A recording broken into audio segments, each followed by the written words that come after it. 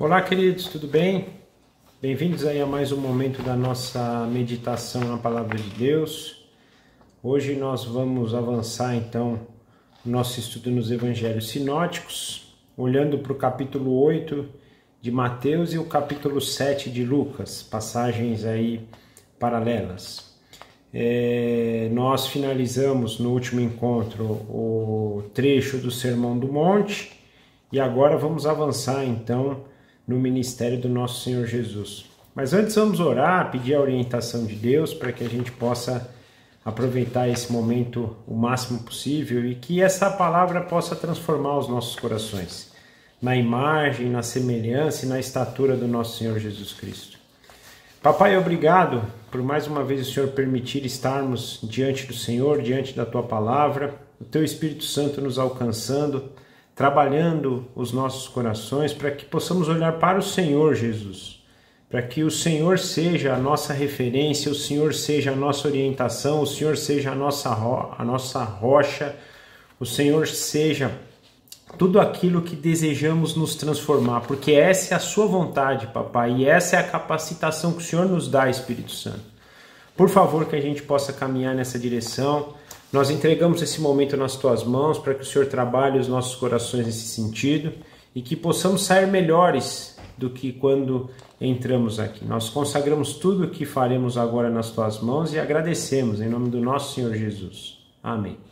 Então, gente, nós vamos ler a passagem de Lucas, capítulo 7, do versículo 1 ao versículo 10, que tem como passagem paralela Mateus 8, de 5 a 13, mas o relato de Lucas é mais completo, então eu preferi, ou nós escolhemos ler a passagem de Lucas. Então Lucas 7, a partir do verso 1, nos diz assim: Tendo Jesus concluído todas as suas palavras dirigidas ao povo, entrou em Cafarnaum.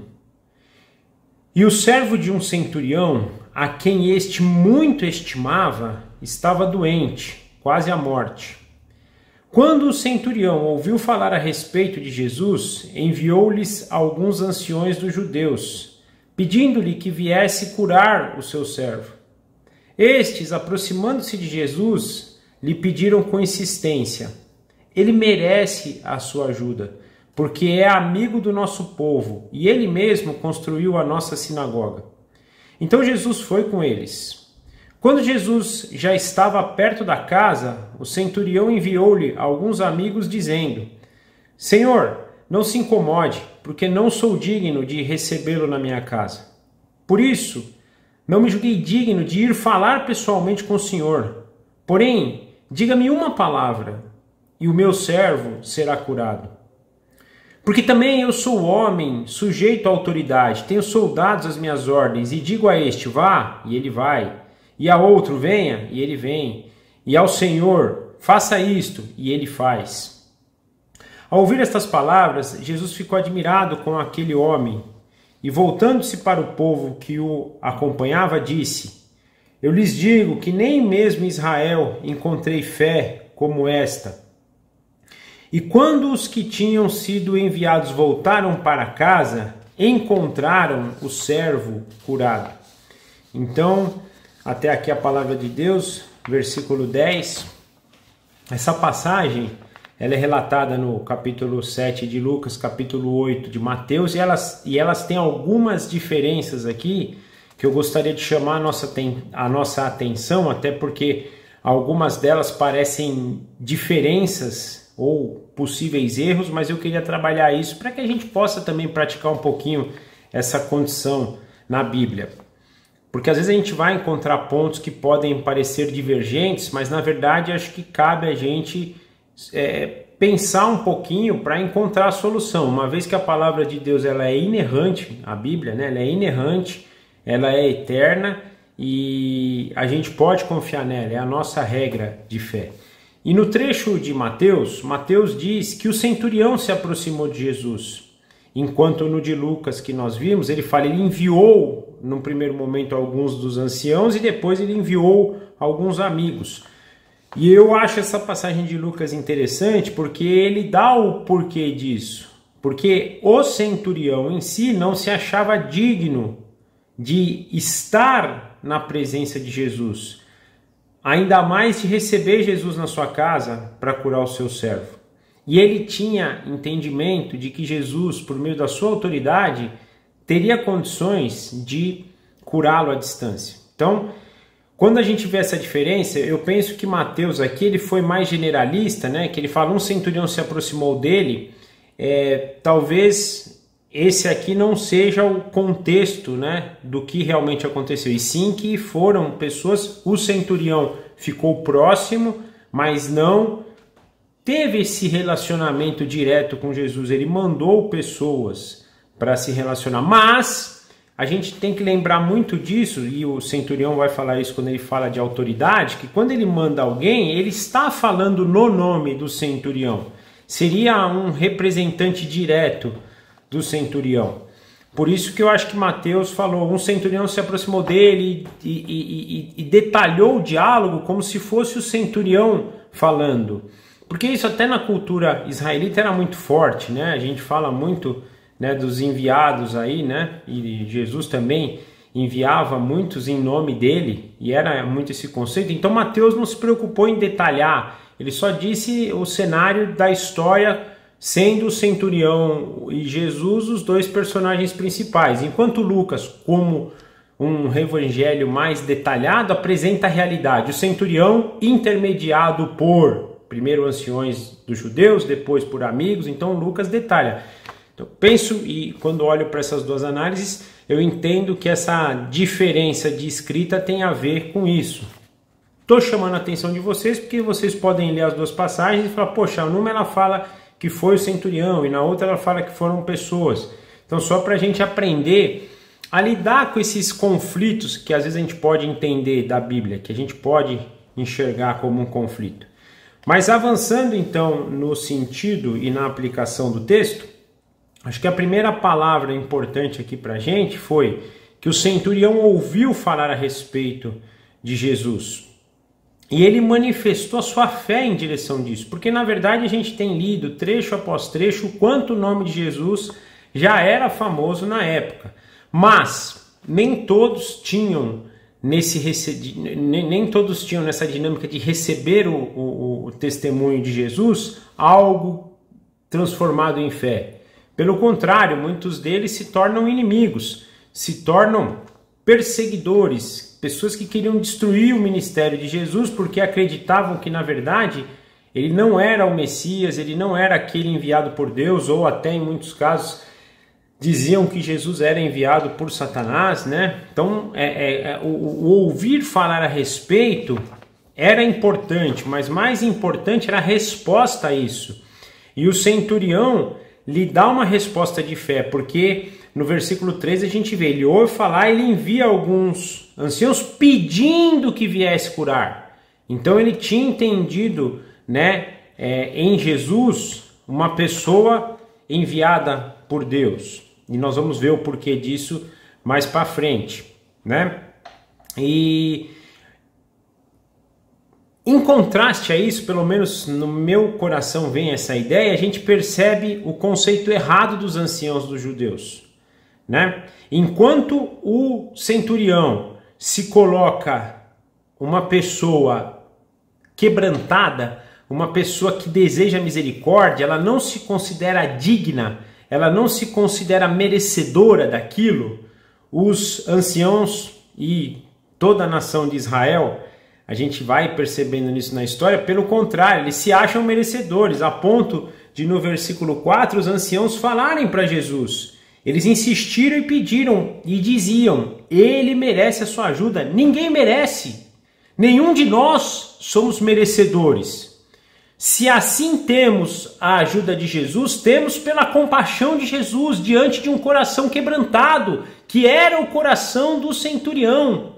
Um coração que entende que é indigno, que não pode nem chegar diante dele para falar com ele, tamanha a dignidade dele, reconhecendo a dignidade de Jesus e a sua falência.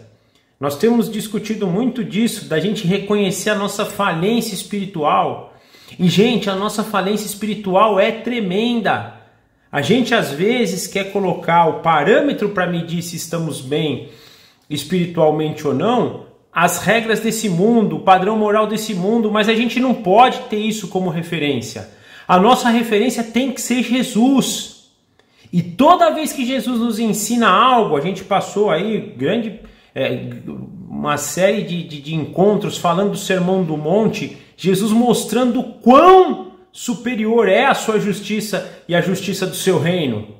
E o quão nós somos distantes disso. Então, para quê? Para nos mostrar a nossa falência, não para que produza no nosso coração tristeza, não para que produza no nosso coração aquele sentido, eu não consigo, né? Um sentido de entrega, de você se entregar então. Não, mas um sentido de alguém que volte para Deus, de alguém que busque o Espírito e de alguém que reconheça que precisa disso, que é humilde, que sabe que é indigno, mas que diante da palavra do seu mestre torna-se digno, não por ele, mas pelo mestre agora estar com ele. Eu acho que esse é o grande ponto. E Israel não tinha isso. Israel se achava merecedor. Israel se considerava, por ser filho de Abraão e fazer parte de Abraão, Isaac e Jacó, e fazer parte dessas promessas, eles eram dignos. Mas eles esqueceram que até Abraão foi alcançado pela graça, foi alcançado pela compaixão de Deus. E não porque Abraão fez algo. E não porque Isaac fez algo. E não porque Jacó fez algo, e não porque a nação escolhida no Antigo Testamento, na Antiga Aliança, tinha feito algo. Era uma das piores nações idólatras. A gente vê todo o tempo Deus andando com eles, eles se desviando. Isso acontece já quando eles saem do Egito. A gente vê todo o processo deles no deserto, Deus trabalhando com eles. Durante a Terra Prometida, Deus põe juízes e espera reinar com eles por meio desses juízes. Eles não entendem nada. Um ciclo de voltam para Deus, caem, voltam para Deus, caem, voltam para Deus, caem. Lembrando sempre assim, né? Eles estavam com Deus, tinham êxito, aí se tornavam arrogantes, caíam, aí reconheciam a sua indignidade, voltavam para Deus. Deus os engrandecia de novo, de repente, pumba, arrogância, caía de novo. Esse ciclo dos juízes, né? Aí, não satisfeitos, pedem rei, que nem as outras nações. Deus, tá bom, quer rei? Eu vou dar, não tem problema. Dá lá 3 reis para eles. Um que, pensando até no paralelo do primeiro com o segundo, Saul contra Davi, né? Um totalmente estereotipado. Alguém que foi escolhido pelos conceitos exteriores. Em contraste com um que tinha um coração conforme o coração de Deus. Um que foi escolhido pelo interior, o menor dos seus irmãos. O franzino, aquele que o pai nem o tinha, nem imaginava. Que o pai dele, o pai mesmo, né? Jessé nem imaginava. De todos os filhos era o último. Mas foi aquele que tinha um coração conforme o coração de Deus. Não era um estereotipo exterior, né? E aí vem o terceiro rei, Salomão. O rei que recebeu a sabedoria de Deus. E aí, por ele ter recebido, primeiro por Davi, ter construído algo já como fundamento disso, e Salomão vir com a sabedoria de Deus, o reino de Israel expande, mas aí começa de novo por meio da arrogância, a idolatria, e aí a ponto das nações se dividirem. As 10 nações dali para frente, só terror, nenhum rei bom. As 2 nações do sul, Benjamim e Judá, um ciclo também, né? Deus as mandava, e mesmo Deus mandando, porque os juízes falham, aí os reis falham, aí Deus manda profetas, e os profetas não são ouvidos, o povo continua a falhar a ponto de... Então assim, mostrando, né, essa condição que não tem justiça, a gente não tem um povo santo, nem esse povo que foi escolhido para trabalhar era justo, mas eles tinham isso na cabeça, porque eram filhos de Abraão, eram escolhidos por Deus, mas não, até eles. Então, quando eles falam ele merece sua ajuda aqui, eles não tinham entendido nada, porque de novo, na sequência ainda, né, ele manda amigos, o centurião, e diz: Senhor, não vem, eu não sou digno, não vem. Enquanto os outros achavam que ele merecia, ele mesmo achava que não merecia. Porque ele tinha entendido a grandeza e a perfeição de Jesus. né? E é tão forte isso porque ele reconhece a autoridade de Jesus, né? A ponto de dizer, eu não sou digno, mas eu tenho certeza que se o Senhor disser uma palavra, o meu servo será curado. E aí ele entende algo maravilhoso, porque ele entende de autoridade, o centurião. Ele fala, eu sei o que é ter autoridade, porque eu tenho autoridade sobre certo grupo aqui. Se eu digo para os meus soldados, vai, ele vai. Se eu digo para o meu soldado, faça isso, ele faz. Se eu digo para o meu soldado, vem, ele vem. Então eu sei o que é autoridade, eu sei que o Senhor tem autoridade, e a sua autoridade não é daqui.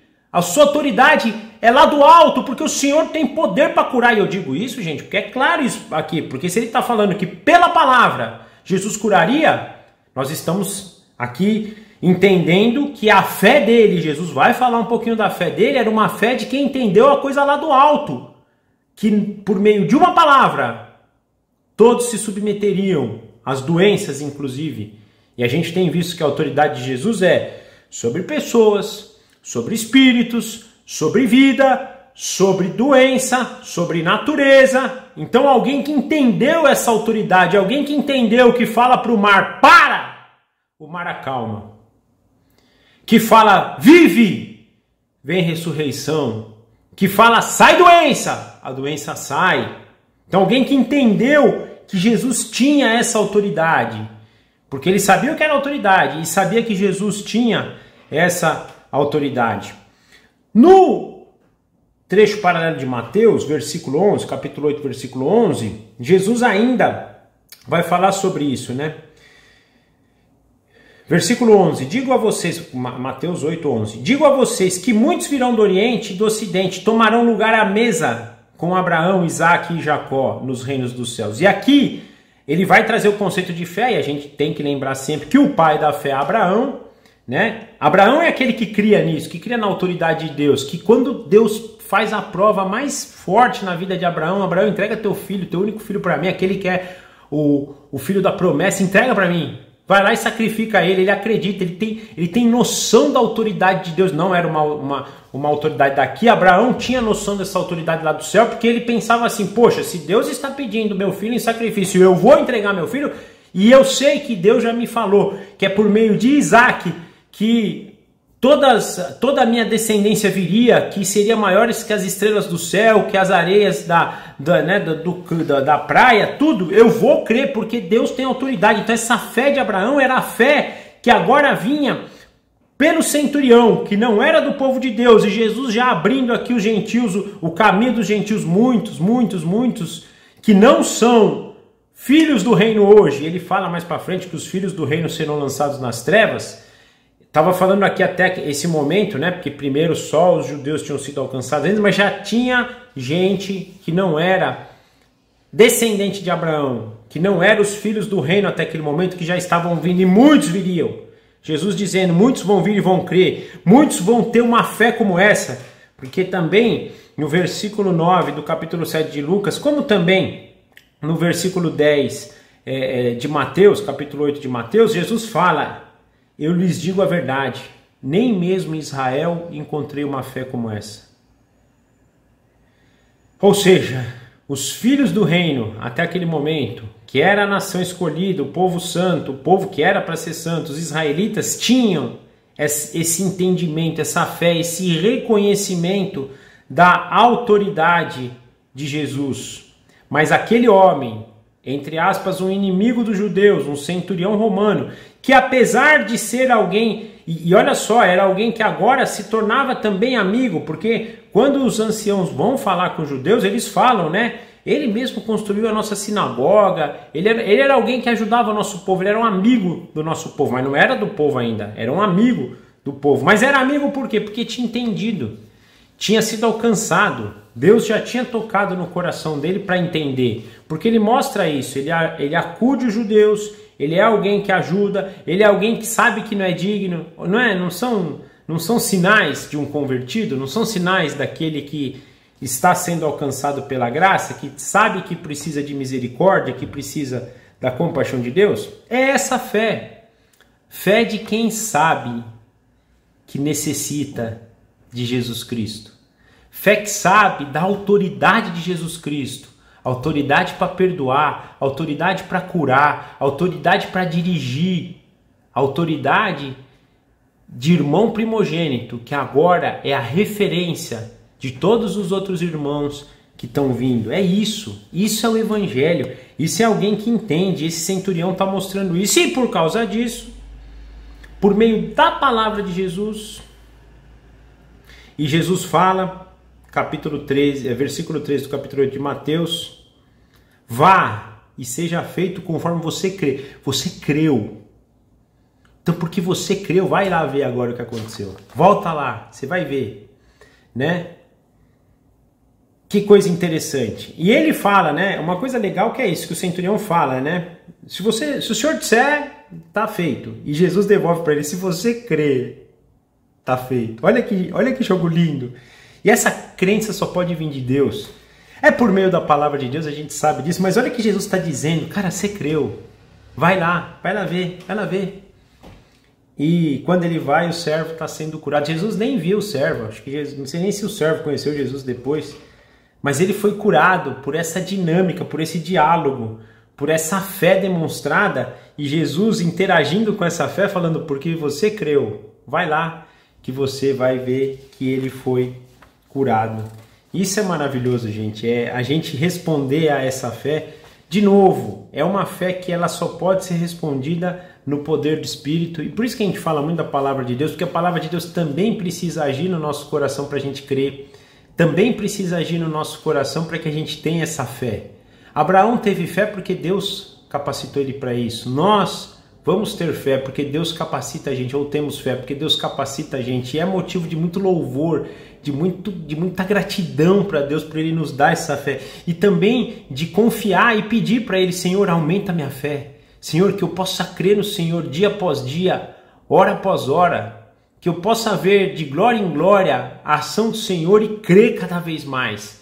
Que o Senhor produza isso no nosso coração. Acho que esse é o ponto. Então, até aqui, essa meditação sobre a cura do servo do centurião. Aí, avançando agora, Lucas 7, versículo 11 e versículo 17, versículo 11 ao 17, nós vemos uma nova história que diz assim: pouco depois, Jesus foi para uma cidade chamada Naim, e os seus discípulos e numerosas multidões iam com ele.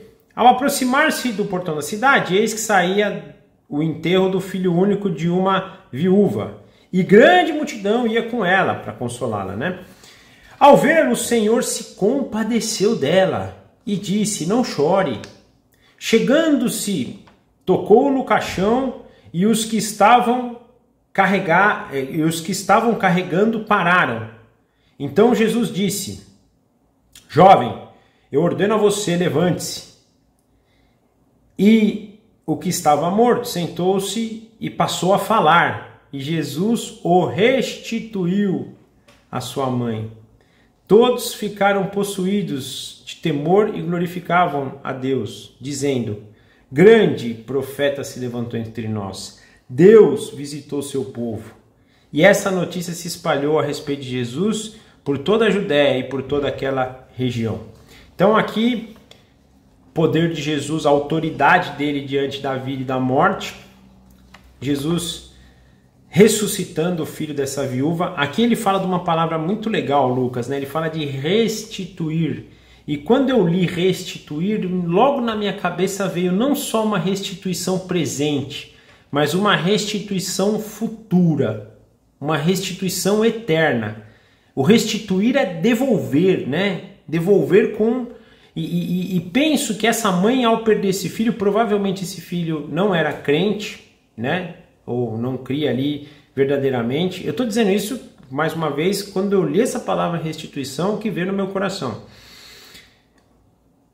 E devolveu para ela em vida, para esse jovem se converter e ser restituído eternamente. Então, quando eu li, me veio isso, né? Mas o que mais me chamou a atenção nessa palavra, nessa passagem, foi o versículo 13, que diz: ao vê-la, a mãe, né? Jesus se compadeceu dela. A ação de Jesus começa em compadecer-se. Aqui Jesus nos diz algo maravilhoso. Eu já falei isso algumas vezes para vocês e vou repetir, né? Eu vi um seriado sobre Jesus e em dado momento ali do seriado, lógico que não é bíblico isso que eu vou falar, era ali o que o autor criou de cenário, mas ele criou um cenário que Pedro não conseguia curar, né? E como Jesus estava enviando os apóstolos, lembra a passagem que ele enviava de 2 em 2 os apóstolos, e estava chegando a vez de Pedro, e Pedro, eu não consigo curar, e Pedro entrando numa crise, né? E Pedro tinha, pelo seriado, e até quando a gente lê a Bíblia, dá para perceber um pouco isso, Pedro tinha aquele negócio dele ser o grande apóstolo, né? Ele ser o líder e tal, e Pedro não conseguia, e até um sentimento justo dele, ele chega para Jesus, por que eu não consigo, e Jesus fala para Pedro, Pedro, porque você está fazendo isso para você ser um apóstolo poderoso, quando na verdade você devia fazer isso por amor ao teu irmão, você devia fazer isso porque você se compadeceu dele, não porque você quer curar para que o seu nome seja engrandecido, para que você seja o meu apóstolo número 1, para que você seja o discípulo, o cara. Não é por isso. E Jesus tem isso, e a gente às vezes percebe que hoje a gente se perde nisso. A gente quer fazer coisas não porque a gente se compadece das pessoas. A gente quer fazer coisas para ter algo em troca, para ter o nosso nome reconhecido, para que aquela pessoa reconheça a gente, ou as pessoas reconheçam a gente. É o contrário, essa é a essência da grande Babilônia, né? A gente fazer para ter o nosso nome reconhecido, enquanto Jesus nos mostra um exemplo aqui de compadecimento. Devemos fazer porque eu me compadeço. E Jesus fez isso porque ele se compadeceu. Ele sentiu a dor daquela mãe, ele sentiu o problema, ele sentiu a tristeza, né? Ele chega diante dela e fala, não chore. Então, que esse seja o nosso intuito de vida. Que nós possamos fazer a obra que Deus nos deu e nos capacita por compaixão, por se compadecer com as pessoas, não para que a gente tenha nome conhecido, e por mais que seja, que eu acho que era o caso de Pedro, né? Pedro queria sempre aparecer como discípulo no sentido assim, eu sigo o mestre, que as pessoas reconhecessem o quanto ele segue Jesus, mas até isso é pecado. Eu posso querer seguir Jesus no meu interior e desejar, mas se eu começo a fazer as coisas para as pessoas, para que as pessoas vejam o quanto eu sigo Jesus, é errado. Já se tornou um pecado também. Porque nós devemos fazer por amor ao próximo. E esse amor vai se manifestar por meio do compadecer-se com a dor do nosso próximo. E Jesus então ressuscita. Numa palavra Jesus fala, levante-se. E o rapaz não só se levanta, ele se senta, né? E ele fala, passa a falar. Então, o poder que Jesus teve aqui diante da morte, né? E isso, naturalmente, quem tem esse poder? Deus. Por isso, o povo ficou possuído de temor e glorificavam a Deus. E entendiam que Deus estava visitando o seu povo, né? É o Emanuel, Deus conosco, é Deus conosco. Eles entenderam isso, ou grande parte deles, tinha uma grande multidão seguindo, né? O fato de Deus visitar, e a gente vai saber no final, nem todos creram, né? Muitos vão, inclusive, pedir a crucificação dele, porque aqueles veem um ato maravilhoso de Jesus e creem, mas em outros momentos Jesus é entregue como cordeiro, e essa dinâmica de leão e cordeiro é uma coisa complexa, né?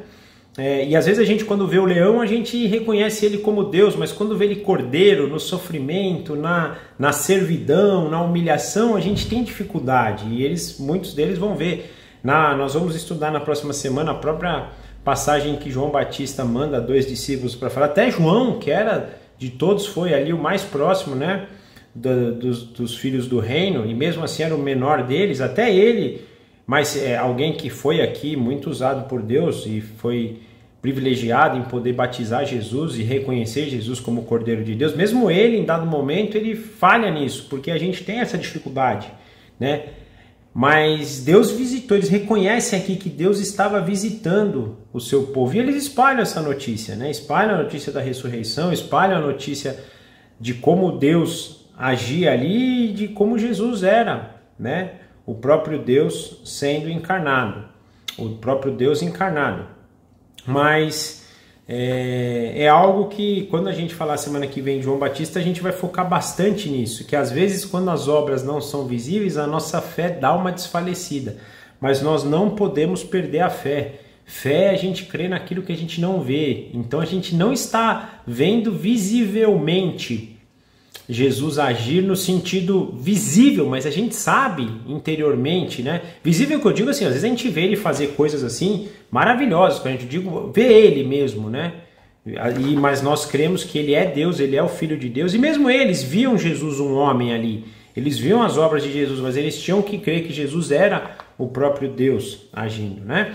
E essa notícia se espalha. A gente até, nessa cronologia diferente que a gente fez, porque Mateus nessa hora até continua dizendo da cura da sogra de Pedro e de outras muitas curas que a gente até já estudou a respeito, mas Lucas fecha aqui, né, nesses dois milagres para mostrar esse poder de Jesus. Então, de novo, a autoridade que ele tem sobre tudo e todos. Autoridade sobre pessoas, autoridade sobre vida, autoridade sobre cura das doenças, autoridade sobre natureza, que a gente vai estudar também, mostrando que Jesus é aquele que detém toda a autoridade. É o próprio Deus encarnado com a autoridade que lhe é cabível, o único digno de toda a honra, de toda a glória, de todo louvor. Então essa era a mensagem aqui que Lucas estava passando e Mateus também na passagem paralela.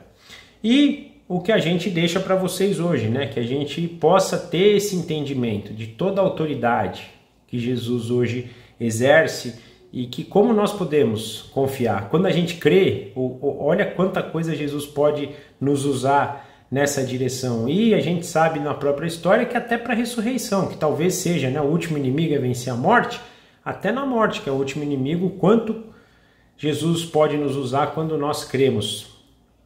E é Jesus que nos usa por meio da sua autoridade. Então a nossa crença tem que ser isso. Não é a gente crer que nós somos capazes. É a gente crer que nós, por meio da autoridade que Jesus nos concede hoje, na ação do Espírito Santo na nossa vida, conseguimos. Eu acho que esse é o grande ponto. Amém? Era isso por hoje. Nós vamos orar então finalizando. E a semana que vem nos encontramos novamente aí para mais um estudo. Papai, muito obrigado por este momento, obrigado pela sua palavra, obrigado por o Senhor fazer tudo o que o Senhor tem feito conosco, que nós possamos cada vez mais crescer em graça, em sabedoria e entendimento, em fé, crendo no Senhor, na sua autoridade, no seu poder, e que o Senhor possa usar tudo isso para a tua glória, que o Senhor dê no nosso coração essa compaixão, esse compadecimento pelo nosso próximo, que a gente se livre desses enganos, né, de querer ter nome reconhecido, de querer algo em troca, e que a gente faça tudo isso por esse relacionamento que construímos com o Senhor e que também, por sermos abençoados por isso, agora podemos abençoar as pessoas da mesma forma. Conduz a nossa semana, a nossa vida nas tuas mãos, que nós possamos no final de semana que vem estarmos juntos de novo, tudo isso para a glória do teu santo nome. Nós oramos assim agradecidos em nome do nosso Senhor Jesus. Amém. Tchau, gente. Obrigado. Forte abraço. Até a semana que vem.